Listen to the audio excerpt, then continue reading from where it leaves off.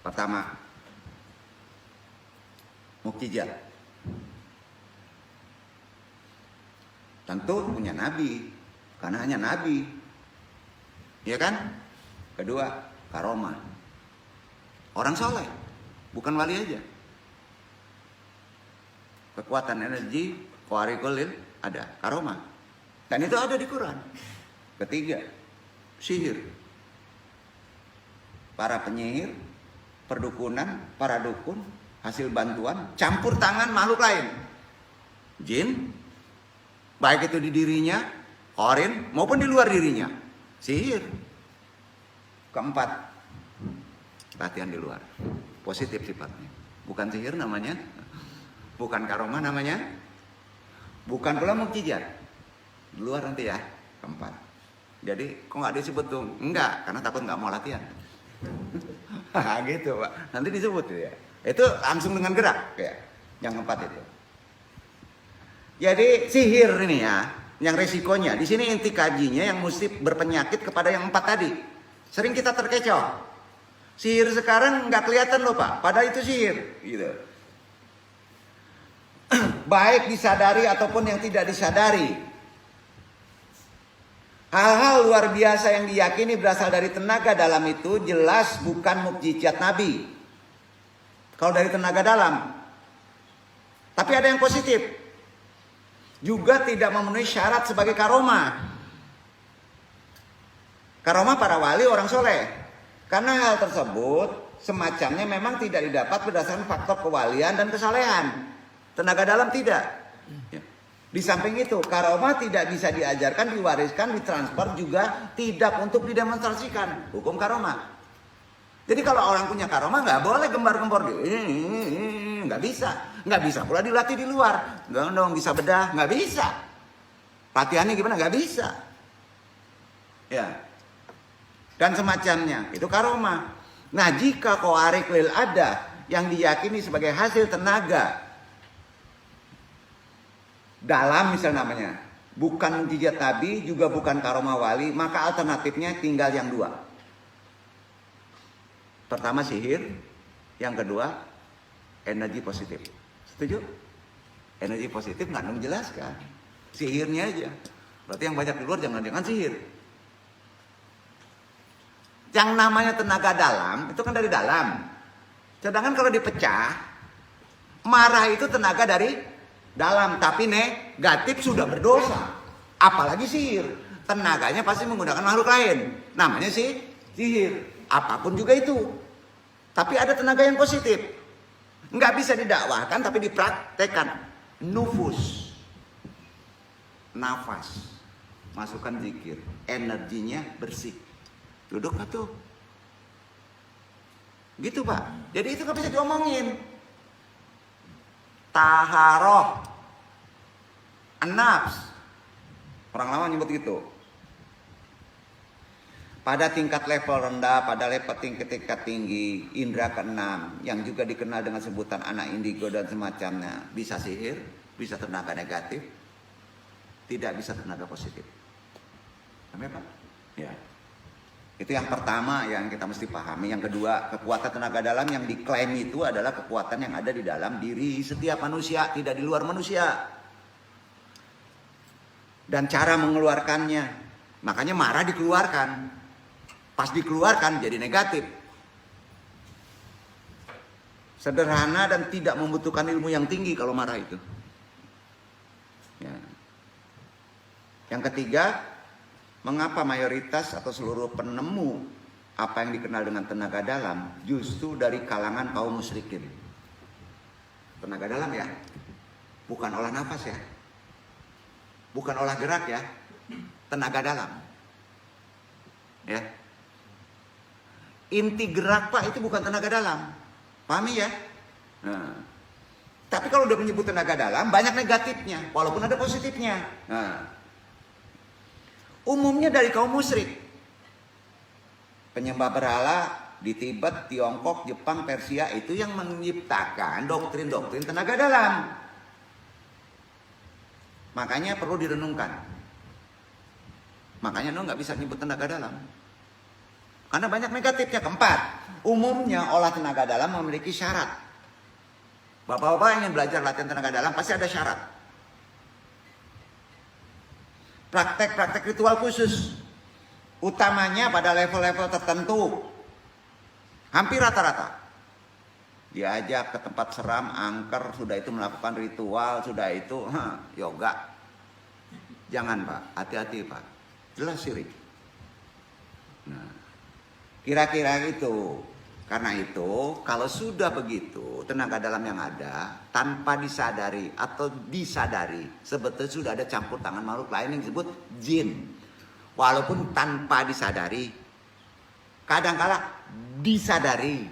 Nah, itu sebabnya tutup kaji, Endung sampaikan sedikit. Ya, supaya kita jangan kena ke sana. Allah berfirman di Quran surat Al-A'raf 7, surat 27. Dibaca Iwan. Al-A'raf 7 ayat 27.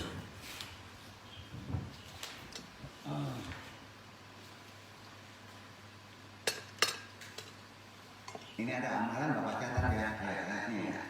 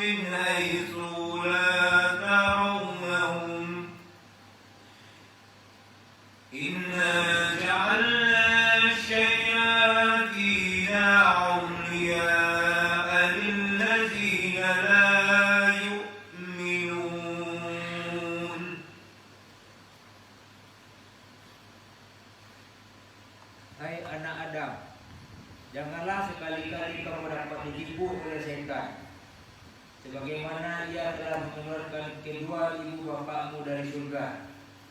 Ia menanggalkan dari keduanya pakaiannya untuk memperlihatkan kepada keduanya auratnya. Sesungguhnya ia dan pengikut-pengikutnya melihat kamu dari satu tempat yang kamu tidak bisa melihat mereka. Sesungguhnya kami telah menjadikan setan-setan itu pemimpin-pemimpin bagi orang-orang yang tidak beriman. Di alam gaib yang bisa dengan leluasa melihat manusia, sedangkan manusia tidak bisa melihat, malah itu adalah apa namanya? Jin. Ya. Sehingga dengan demikian seseorang tidak bisa mengetahui dengan siapa sebenarnya dia bekerja sama. Hukum logika manusia juga begitu. Ya. Dan kerjasama buta namanya itu. Seperti itu tentu tidak dibenarkan oleh ajaran syariat Islam kecuali tertentu ya. Kalau orang mengenalnya. Dan itu ada sandaran dasar ilmunya. Ya, bukan hanya boleh Pak memahami ini, memahami itu juga boleh. Karena ada ayat Al-Quran. Tapi mendekati aja tidak boleh, kecuali mempunyai sultan, kekuatan. Pahami dulu ya. Kerjasama buta itu tidak boleh. Seperti itu tentu tidak dibenarkan oleh syariat atau syariat Islam. Meskipun tujuan dan bidangnya dibenarkan oleh secara umum. Kalau nggak ada ilmu jangan. Oleh karena itu, Anda mencoba bahas beberapa prinsip dalam memahami menyikapi alam gaib dan ditepati dengan makhluk gaib, gitu kan? Sebenarnya bukan gaib mutlak, karena jangkauan mata kita tidak bisa melihat. Kodratinya begitu, makanya yakini ada. Yang di sini dibatasi pada alam jin, yang dibatasi itu pada alam jin dulu ya. ribuan makhluk lain dalam goib itu Pak. Bukan jin saja. Ya. Sering orang menyebutnya asra, tapi dalam konteks Islam itu asra apa sih? Kan gitu. Ini salah menjabarkan. Tentunya sesuai dengan Quran dan tuntunan sunnah Nabi. Itu pedomannya. Kewajiban beriman pada adanya jin. Wajib. Wajib. Bapak-bapak tidak beriman kalau tidak yakin adanya makhluk jin. Betul kan? Nah. Pertanyaan sekarang secara logika. Jin umumnya panjang. Betul kan? Jadi lebih banyak yang jingkah atau enggak? Masih banyak yang mempengaruhi kita yang jelek. Kalau makin tua hidup, kalau kita tidak ada ilmu, tidak punya sultan, habis kita. Pasti alat kita jelek. Ya. Kita wajib beriman terhadap adanya satu jenis makhluk Allah yang disebut jin, yang hidup di alam khusus untuk mereka yang berbeda dengan alam malaikat. Enggak sama, berbeda dengan alam ruh. Berbeda pula dengan alam manusia. Enggak ada konek antara malaikat dengan jin, enggak ada. Sama dengan jin. Sulit. Panggil kadang-kadang yang mengaji, masuk nih malaikat musir jin, dia kan bisa begitu maknanya. Dia mempunyai alamnya sendiri, ada batasan sendiri. Ya, di sini gunanya bagi ini. Karena keberadaan alam jin ini sudah merupakan ijma, kesepakatan dari seluruh ulama sepanjang zaman tidak bisa connect dengan alam malaikat. Nggak bisa. Dia ada baja, ada batasan, termasuk manusia. Nah, di dalam Al-Quran kita mendapati banyak sekali ayat yang menegaskan hal tersebut. Bahkan terdapat satu surat di Al-Quran berbicara khusus tentang jin. Makanya namanya surat Al-Jin. Surat ke-72 kan? Berarti kita boleh mempelajari jin. Ya. Supaya kita jangan tertipu. Karena alam jin termasuk alam goib, meskipun sifat dan tingkat kegoibannya berbeda ya. Tolong kami berbeda dengan kegoiban malaikat, kegoiban ruh, dan kegoiban alam-alam lainnya berbeda. Maka kita hanya bisa dan boleh mengambil informasi yang benar harus dari Al-Quran dan As-Sunnah. Mau kan? Kenapa ke sana? Itu tadi kewajiban beriman pada Allah. 2. Supaya kita kalau belajar sesuatu tahu ini ekspansi jin. Kenapa bisa kena ini ya? Kena fitnah. Itu jin. Masya Allah, kadang-kadang bingung ini. Itu kerja jin. Ya nggak apa-apa. Sebenarnya kita kurang urusannya. 2. Karakteristik dan sifat-sifat jin penting kita pahami. Ini penting. Kenapa penting? Jin diciptakan sebelum manusia dari api, sedangkan malaikat dari cahaya dan manusia dari tanah beda. Alam juga beda. Itu Quran. Al-Hijr 26, 27, Ar-Rahman 25, 15. Juga ada riwayat Muslim. Jelas karakteristiknya. Jin juga makan dan minum sama dengan kita. Berdasarkan hadis-hadis riwayat Bukhari, Muslim, Ahmad dan lainnya. Ya, tentunya beda makanannya. Karakteristik itu. Jin berketurunan. Al-Araf 7, 27, Al-Qafir 18, 50. Jin mengalami kematian. Ar-Rahman 55, 26, 27, 28. Hadis riwayat Bukhari. Kecuali iblis. Bingung. Jin mati. Kecuali iblis. Setan yang bisa mati kan itu sifat. Dulu enggak? Apa nih? Setan itu sifat, tidak untuk makhluk. Sifat. Pameran, sifat kan? Sifat yang jelek itu setan namanya. Nah, jadi jangan membentuk makhluk. Jadi gini, karakteristiknya ya. Nah, jin mengalami kematian kecuali iblis. Juga setan. Nggak mati. Iblis nggak mati, Pak. Nanti. Walau alam yang memang telah diberi tangguh. Ayatnya 14-15 loh. Al-Araf surat 7. Nanti ini kalau baca. Itu perbedaan jin mati, iblis tidak mati. Ayatnya mana? Al-Araf 7, 14, 15. Ya. Jin diberi kemampuan tertentu yang tidak diberikan kepada manusia. Kira-kira apa kemampuan tertentu dia? Kecepatan dalam gerak, kecepatan dalam berpindah. Dibaca Al-An'am 27, 39, 40. Baca. Ini terkait gerak kecepatan dalam bergerak dan berpindah.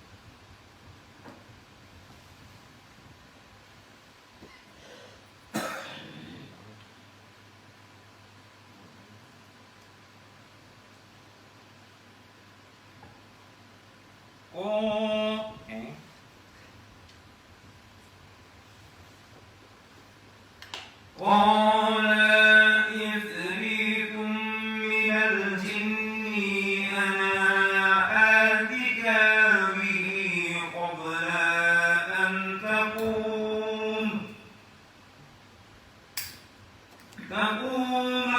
من مقامك وإني عليه لقوي أمين.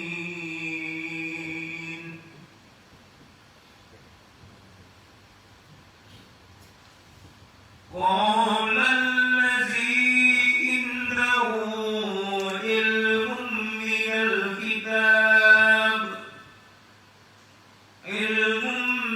الكتاب أنا آتيك به قبل أن يرتد إليك طرفك. فلما رآه مستقرا عنده قال هذا من فضل ربي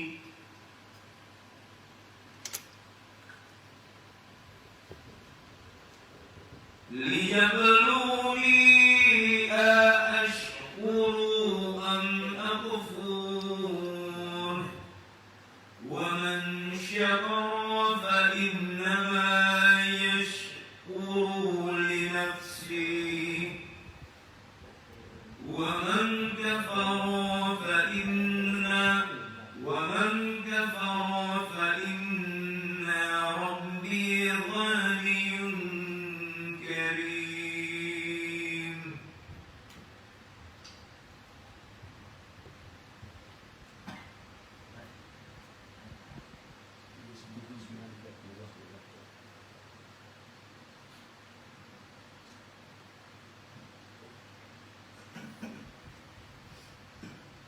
Dan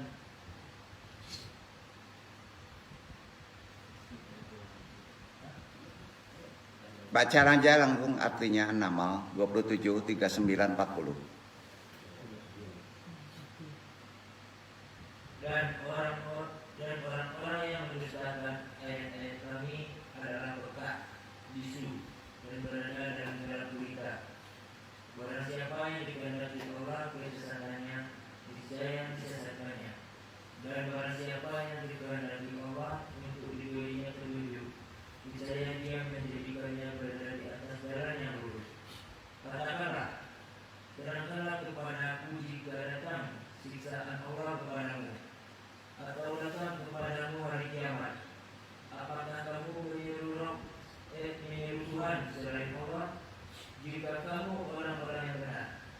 Ini perlu anu tafsirkan tapi khusus ya.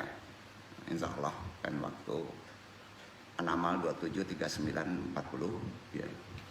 Ini terkait dengan cepatnya ikhtiar ya. Cepatnya usaha, cepatnya nikah jomblo. Ada kaitannya di sini. Agennya satu tadi. Fasul. Yang nggak boleh diamalkan terbang menembus langit untuk mencuri berita goib. Kalau ini dibuka, maka sihir namanya. Berarti Anda kerjasama dengan jin. Al-Jin 7, 2, 8, dan 9. Ya, itu nggak boleh diamalkan. Kalau dibuka tafsirnya, bapak-bapak sudah mengkaji sihir. Ya, bapak jadi peramal. Benar ramalannya. Ya, tapi sifatnya dalam konteks ramalan duniawi. Bukan kaitannya dengan kapan kiamat. Kapan mati? Tidak. Ya, duniawi. Ada pula di hadis riwayat Bukhari. Insya Allah ini nanti kita bahas. Ini juga dilarang. Walaupun nanti ditampon akan menggeser ke sini, tapi anu tutup nanti. Kemampuan untuk berubah bentuk. Umpamanya jadi hewani ya. Manusia harimau, manusia kera, manusia babi. Ya. Sifatnya aja kita ambil karena kita ngambil insting. Bukan materi. Bukan materi. Ingat, manusia itu sempurna. Ya.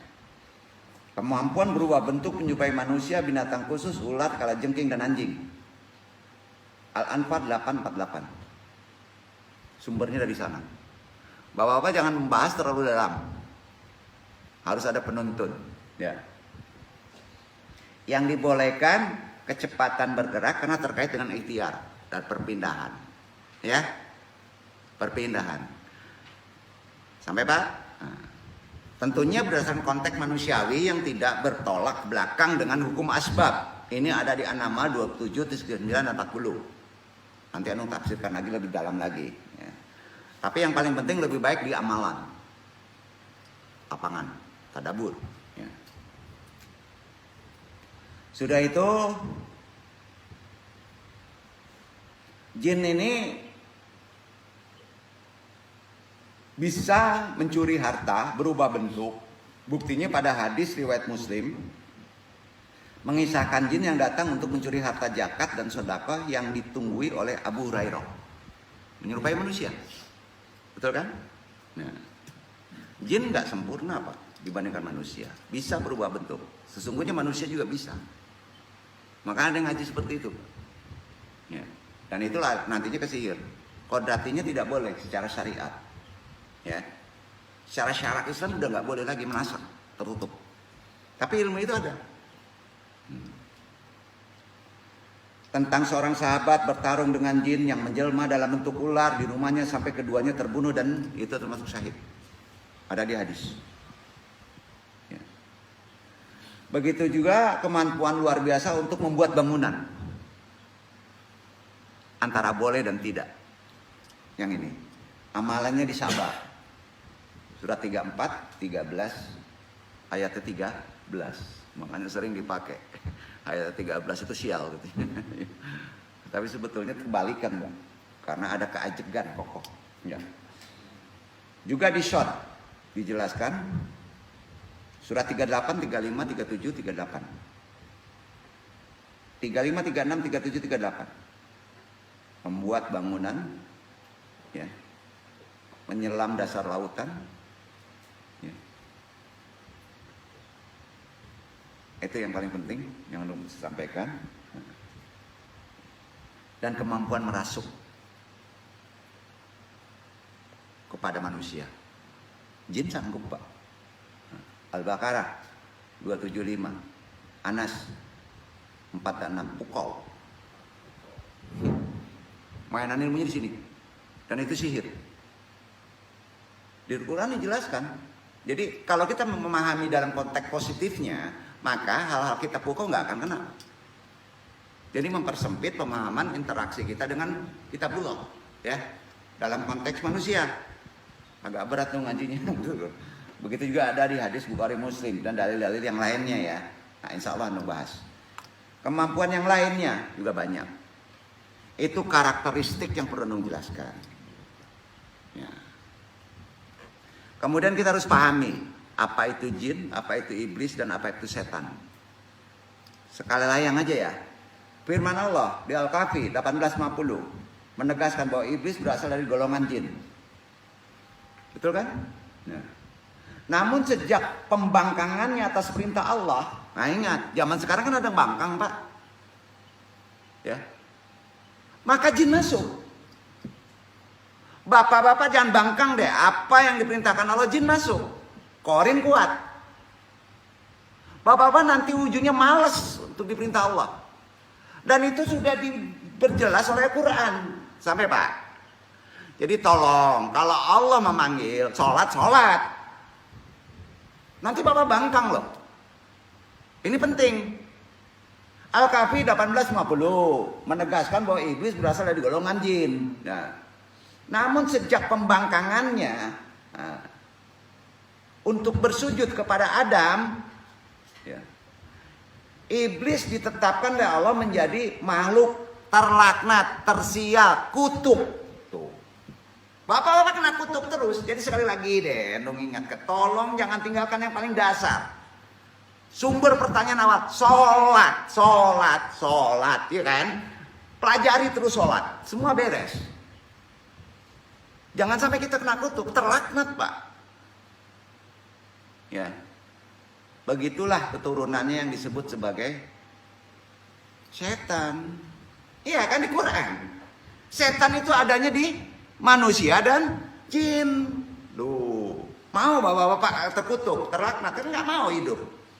Nah, sholat. Nah. Sehingga dengan demikian iblis dan setan asli keturunannya seakan-akan menjadi jenis makhluk tersendiri. Padahal sebenarnya berasal dari golongan jin. Dan sangat boleh jadi bahwa setan pendamping manusia yang disebut korin adalah dari jenis setan asli keturunan iblis. Yang diterapkan untuk menguji manusia. Ini ada di Quran Fusilat 4125. Al-Zukhruf 4336, di mana setiap manusia memang telah ditetapkan baginya pendamping dari golongan jin. Kan itu. Dan juga pendamping dari golongan malaikat, ya kan? Untuk mengimbangi tadi.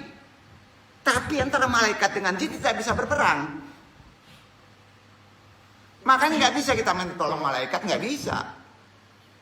Ya, dengerin aja apa kata baik dari hati nurani yang bersih, qalbun salim. Kan gitu. Jadi korin begitu untuk menguji kita. Sementara itu untuk apa kalau nggak ada korin dan malaikat? Kunci ada korin dan malaikat pada kodam dan korin di kita adalah suruh milih surga neraka. Surga neraka untuk apa diciptakan surga neraka? Betul kan? Nah, sementara itu istilah setan dipakai untuk mensifati mereka yang kafir, jahat, bangkang. Dari golongan manusia dan jin. Al-An'am 112, An-Nas 46, ya kan? Makanya setan itu golongannya dua. Sifat yang ditempelkan kepada manusia dan jin. Tuh. Itu sebabnya keserupaan dengan setan yang asli keturunan iblis. Namun sebutan setan ini merupakan sifat yang tidak permanen.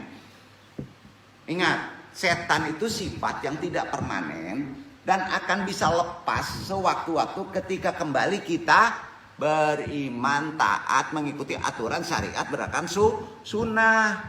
Jadi kalau kita kerasukan setan tidak kafir. Bapak? Tidak. Ruqyah ikuti sunnahnya. Oleh karena itu, jika misalnya selama bulan Ramadan terdapat setan yang masuk dan merasuki seorang hingga kesurupan, dan ini sering terjadi bulan Ramadan. Padahal Rasulullah menyatakan bahwa pada bulan itu setan-setan dibelenggu. Hadis riwayat Bukhari. Nah kalau nggak berilmu kan bingung nih. Seharusnya nggak ada yang kesurupan kan? Maka setan yang masuk ke dan rasuk itu adalah jin-jin yang disifatkan dan disebutkan sebagai setan. Nah, dan bukan setan yang asli. Ya. Adapun setan-setan yang dibelenggu, sebagaimana yang dinyatakan Rasulullah tadi, hanyalah setan-setan asli keturunan iblis. Paham sampai sini ikhwan? Paham ya? Makanya sifat itu tolong dibersihkan dengan ketaatan. Nah, ingat, terakhir, jin adalah makhluk mukallaf. Anda bukan menangi jin ya. Tahu mukallaf? Sama dengan manusia, jin merupakan makhluk mukallaf, mendapat bebas beban syariat. Mukallaf itu dapat beban syariat. Jin, walaupun turunan dari iblis, yang diciptakan untuk bisa beribadah juga. Karena itu ada jin muslim, ada jin kafir. Dasarnya mana? Ajariyat 5156. Mereka diwajibkan untuk mengikuti syariat Islam. Dan tidak ada nabinya. Nabinya ngikuti nabi manusia. Itu sebabnya kalau andung berdakwah, kita hargai para nasibin. Jadi nggak kita aja yang ikut berdakwah, Pak. Ada makhluk lain. Masa dianggap bid'ah nih kaji, kan aneh, Pak. Dan kita nggak perlu takut dengan hal seperti itu. Ingat, Pak, jin yang muslim, jin itu punya prinsip satu. Kalau baik, baik benar. Kalau jahat, jahat benar. Makanya jangan mendeketin, jangan bergaul. Bapak sedikit aja niat jelek, sedikit aja niat kacau, digaplok langsung sama jin. Kalau muslim ya. Karena kalau baik, baik benar. Kalau jahat, jahat benar. Itu dilarang kita berinteraksi. Gitu, Pak. Kecuali kalau orang itu benar-benar hilang, juhud, wali, nggak akan berbuat jahat lagi, ya silakan deketin. Sanggup, Pak, menggunakan jin yang muslim? Nggak ada yang sanggup. Ya, wong sama merah aja masih seneng kan?